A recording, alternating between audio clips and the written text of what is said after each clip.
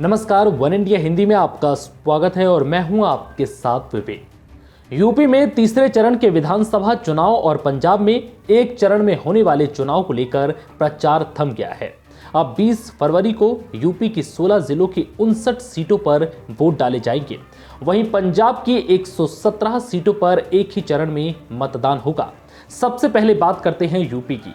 UP में तीसरे चरण में हाथरस, फिरोजाबाद, एटा, कासगंज, मैनपुरी, कन्नौज, इटावा, औरैया, कानपुर देहात, फर्रुखाबाद, कानपुर नगर, जालौन, झांसी, ललितपुर, हमीरपुर और महोबा जिले में मतदान होगा।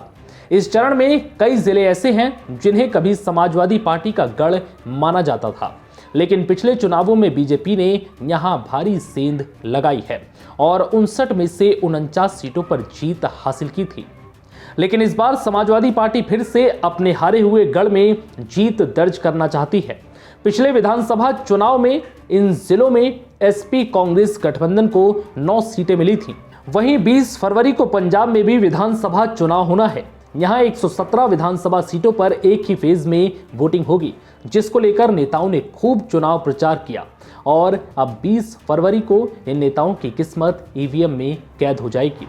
वहीं चुनाव प्रचार थमने के बाद से 20 फरवरी को मतदान खत्म होने तक प्रदेश में ड्राई डे घोषित किया गया है।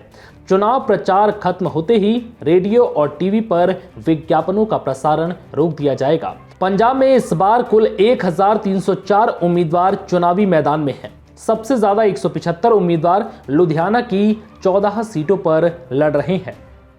अमृतसर की 11 सीटों पर 117 और पटियाला की 8 सीटों पर 103 उम्मीदवार चुनाव मैदान में हैं। पंजाब के मुख्य निर्वाचन अधिकारी डॉक्टर एस करुणा राजू के मुताबिक चुनाव प्रचार के लिए तय सीमा जन प्रतिनिधित्व एक्ट 1951 की धारा 126 के अनुसार तय की गई है। चुनाव आयोग की ओर से मतदान से 48 घंटे पहले लागू होने वाली हिदायत गुरुवार शाम सभी जिलों चुनाव अधिकारियों को जारी कर दी जाएगी।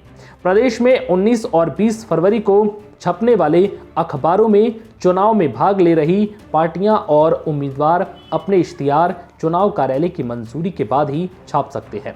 इस दौरान बल्कि एसएमएस, सोशल मीडिया और आईवीआरएस संदेशों द्वारा भी पार्टियों और उम्मीदवारों के प्रचार पर पाबंदी रहेगी।